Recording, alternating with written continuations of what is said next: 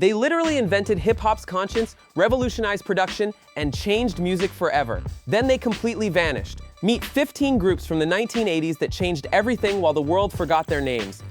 These are not your typical 1980s names. Number 1 is going to blow your mind. Number 1, Grandmaster Flash and the FYUREUS 5. Before Run DMC sold millions, before LL Cool J became a household name, this group did something that had never been done before. They made conscious hip-hop. Emotional. In 1982, their single The MEH Side hit number 4 on the Billboard Hot 100. Number 4, competing directly with Michael Jackson and Prince during the peak of the pop era. Most people remember it as a song about New York City problems. What they don't realize is that this track fundamentally changed what rap music could be. Melle Mel's lyrics weren't about partying or boasting, they were about survival, poverty, and systemic injustice. Grandmaster Flash on the Wheels of Steel had already revolutionized turntablism, proving the DJ could be an instrument. But the MEH Sij proved rappers could say something real and go gold doing it. Cowboy, one of the group's MCs, tragically died of AIDS-related complications in 1989, when the crisis was still completely taboo in hip-hop culture. By 1988, the group was already forgotten. Younger audiences embraced harder sounds, but every conscious rapper that came after Kendrick Lamar, J. Cole, every artist claiming real hip-hop, they all owe their entire aesthetic to Melle Mel and Grandmaster Flash setting that blueprint. Number 2, the Treacherous Three. While Grandmaster Flash was revolutionizing turntablism, this Bronx trio was inventing the 3-MC rotation format. Grandmaster Caz, Special K, and LA Sunshine released at the party in 1980, and it peaked at number 3 on the Billboard rap chart. Now, this song did not chart on the mainstream Hot 100. It lived and breathed in hip-hop radio. And that matters because it shows how influential they were in the streets. Their innovation was radical for the time, simple concept, 3 MCs taking turns delivering rhymes. But nobody had really tried it that way before. They proved the format worked. Here's where it gets interesting. Years later, Run DMC would take this exact 3-person structure and dominate the 1980s. But when Run DMC made it huge, nobody credited the Treacherous Three for inventing it. Grandmaster Caz reportedly influenced early Notorious B.I.G. in the 1990s, but that's mostly anecdotal. The Treacherous Three? Completely forgotten. Moved, they proved a format worked, then watched others get all the credit. Number 3, the Sugarhill Gang. Now everyone knows Rapper's Delight. Everyone. It was the gateway drug that got mainstream America to accept hip-hop as legitimate music. But here's the thing nobody tells you. The song was so successful, so iconic, so completely dominant, that it buried the group that created it. Big Bank Hank's intro, "Now what you hear is not a test," became more iconic than the rappers themselves. In 1979, Rapper's Delight hit number 36 on the Billboard Hot 100 and number 1 on the rap chart. It went gold, it was on MTV, it made hip-hop accessible to suburban America. But here's what happened next. The 1980s arrived. Run DMC came through with a harder sound. LL Cool J started rapping with attitude, the culture shifted away from disco-influenced beats towards street credibility, and the Sugarhill Gang, completely irrelevant by 1983. They never had another hit. They became a one-song footnote. Big Bank Hank died in 2014, and by then, nobody even remembered his name. They gave hip-hop access to the mainstream and got erased in the process. Number 4, Sequence. This is important. In 1979, 3 years before Salt and Peppa would release their first record, Sequence released Funk You Up on Sugarhill Records. They were the first commercially released hip-hop recording by an all-female group, Moved. Let that sink in. Angie Brown, Cheryl the Pearl Ray, and Junkyard Jane broke through as professional rappers when women in hip-hop were not just rare, they were nearly non-existent. Their album in 1980 was the first full-length project by an all-female hip-hop group. Funk You Up peaked at number 4 on the Billboard rap chart. And yet, when you ask people about pioneering female rappers, nobody says Sequence. They say Salt and Peppa. They say Roxanne Shante. They say MC Lyte. But Sequence? Completely erased. Their influence is documented. Salt and Peppa came after them. MC Lyte came after them. These women were standing on Sequence's shoulders, and the entire music industry forgot they existed. Moved. That is not just forgotten. That is written out of history. Number 5. The Fearless Four. If you think the previous groups faded fast, meet a group that essentially vaporized. The Fearless Four were positioned as the next big thing coming out of the Bronx in 1982. They had energy, they had radio play. Their single Rocket Miss USA peaked at number 2 on the Billboard rap chart. Number 2, and then they completely disappeared. By 1984, when Run DMC started their ascent, the Fearless Four were already forgotten. Their style became dated almost overnight. They never achieved a mainstream crossover hit. They never made the transition from rap radio to MTV. They were positioned as the next chapter in Bronx hip-hop, and then nobody remembers writing that chapter. This is one of hip-hop's deepest mysteries. A group that was supposed to be legendary basically vanished without explanation. No scandals, no tragedies, just silence. The Fearless Four represent the exact moment when the Bronx lost its grip on hip-hop's narrative. Number 6. Double Trouble with DJ Tat Money and MC Hollywood. Here is a group so forgotten that documentation about them is basically non-existent. In 1981, they were part of the Enjoy Records wave of early New York hip-hop. Their track Double Trouble peaked at number 6 on the rap chart. But beyond that, the historical record gets fuzzy. What we know is that they represented the early DJ and MC partnership format that would eventually define hip-hop. Every crew would have a DJ and an MC. This format became standard. Double Trouble was among the earliest to try it commercially, but they did not sustain. They did not innovate enough to survive. They did not have a Grandmaster Flash to push turntablism to new heights or Run DMC to bring it to the mainstream.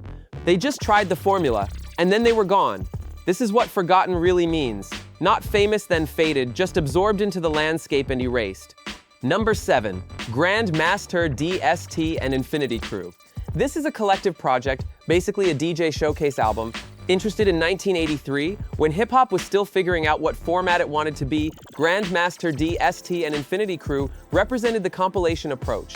Get multiple DJs on one record, let them showcase their skills. It peaked at number 8 on the rap chart. It existed, it was purchased, it was heard, and then it became completely irrelevant to every conversation about hip-hop history. This group represents the format experiments that did not stick. Not every innovation survives. Some ideas sound good for a moment, and then the industry moves on. The Infinity Crew format got absorbed into other projects and disappeared. Number 8. West Street Mob. Here is a group that represents corporate attempts to cash in on hip-hop trends before understanding hip-hop culture. In 1983, breakdancing exploded across America. Kids spinning on cardboard, popping and locking everywhere. Hollywood got interested. Television producers wanted to capitalize. So Sugarhill Records, the label that actually created hip-hop commercialism, put together West Street Mob to record breakdancing, also called Electric Boogie. The track peaked at number 3 on the rap chart. It sold records, it existed. But here is the problem. It was transparently a trend-chasing project. It had no authenticity. It had no street credibility. It was a corporate recording studio attempting to monetize a moment. And when breakdancing faded as a mainstream trend, the group vanished with it. This is what happens when you build a project on trend chasing instead of artistry. West Street Mob is the cautionary tale of early hip-hop commercialization. Number 9. UTFO, the Untouchable Force Organization. This Brooklyn crew released Roxanne in 1985, and it became one of the most historically significant tracks in hip-hop history, not because it was the best song, but because of what happened next. The single hit number 44 on the Billboard Hot 100. That was mainstream crossover territory. Number 1 on the rap chart. This was a moment, and then Roxanne Shante responded with Roxanne's Revenge, and that response became more famous than the original song. Think about that. UTFO created a trend. They sparked one of hip-hop's first major response record phenomena. Literally dozens of Roxanne songs came after. Roxanne Shante became legendary. UTFO completely overshadowed. Their own innovation buried them. They made the hit that started everything, and the person who responded to them became more famous. This is the ultimate forgotten story. You literally changed hip-hop and got erased by the response. Number 10. Spoony E.G. and the Treacherous Three. Spoony E.G. was primarily a solo artist, but his collaboration with the Treacherous Three in the early 1980s represented something unique. He pioneered what they called romance rap. Think about that for a second. In an era when rappers were talking about parties and boasting about skills, Spoony E.G. was rapping about relationships, about emotions, about love, and heartbreak. His single Spoony E.G. is here from 1980, peaked at number 8 on the rap chart. His love rap single was number 5. He had audience, he had radio play, and then that entire subgenre just disappeared. Romance rap became irrelevant. By the mid-1980s, when LL Cool J and Rakim brought harder production and more aggressive lyricism, the romantic, introspective approach became a relic. Spoony E.G. represents an entire genre that vanished. He pioneered something that nobody does anymore. That's how completely forgotten he is. Number 11, Newcleus. This duo, Cosmo D and DJ Akeem, did something revolutionary in 1984. They created Jam On It, and this track absolutely dominated. Jam On It hit number 49 on the Billboard Hot 100, number 1 on the rap chart, and it went all the way to number 2 on the United Kingdom charts. This was a genuine crossover hit. This was gold certified. This was a record that moved units internationally. What made Jam On It special was the production. Synth-based, electronic, futuristic sounding. In 1984, nobody was doing this. Newcleus was a full decade ahead of the synth rap revolution that would come in the 1990s. And then they disappeared. Their 1987 album got no traction. Their follow-up singles charted nowhere. By 1989, the group was done. They had a gold record. They influenced future electronic producers. Nobody knows who they are. This is a group that did everything right commercially and culturally, and they are completely forgotten. Number 12, Whodini. This Brooklyn duo, Jaleel Hutchins and Ecstasy, made some of the most sophisticated and sonically innovative hip-hop of the 1980s. Their debut single, Magic Wand, in 1982 hit number 7 on the Billboard Hot 100, number 7. They were competing with pop radio, rock radio, everything. The Whodini album, Escape from 1984, was a commercial and critical success. It featured sophisticated production by Thomas Dolby, one of the most acclaimed electronic producers of that era. Whodini proved that hip-hop could be both commercially successful and artistically sophisticated. But here is what happened. By 1985 and 1986, the sound started feeling dated. Newer production trends took over. They tried to evolve but could not keep up with cultural shifts. Ecstasy died in 1999 from hepatitis C complications. By then, nobody was talking about Whodini. They had Grammy nominations. They had production sophistication that still holds up today. Younger generations have never heard of them. Number 13, Stetsasonic. This Brooklyn four-piece represented intelligent, production-forward hip-hop. Daddy-O and Prince Paul led this group towards sophisticated arrangements. Their most famous song, Talkin' All That Jazz from 1986, is actually an anti-rap song. Think about that. A hip-hop group achieved their biggest mainstream success with a song criticizing excessive rap braggadocio. It hit number 35 on the Billboard Hot 100. It was number 1 on the rap chart. Prince Paul went on to become a legendary producer. He produced for De La Soul. He revolutionized production techniques. He is recognized today as an innovator. But Stetsasonic, the group that introduced his work, completely forgotten, moved. This is what happens when a group is too intelligent for mainstream rap, but not jazz enough for jazz audiences. They were stuck between worlds. Prince Paul escaped and became famous separately. The group became a footnote to his success story. Number 14, Mantronix. This Jamaican-born, New York relocated duo pioneered aggressive electronic hip-hop. Formed in 1984, Mantronix released King of the Beats in 1985. Curtis Mantronix created heavy synth-based production that was unlike anything else in hip-hop at that moment. The track peaked at number 6 on the rap chart and number 15 on the UK charts. They were way more successful internationally than in America. MCT provided vocals over these futuristic, minimalist beats. The combination was ahead of its time, but not ahead in a way that paid off commercially. Mantronix essentially pioneered the aesthetic that would become drum and bass and electronic music crossovers. They were that far ahead of the curve, but by 1989, when they disbanded, nobody cared anymore. This is a group so ahead of their time that the time never caught up to them while they were still active. And finally, number 15, the 4use5 solo era.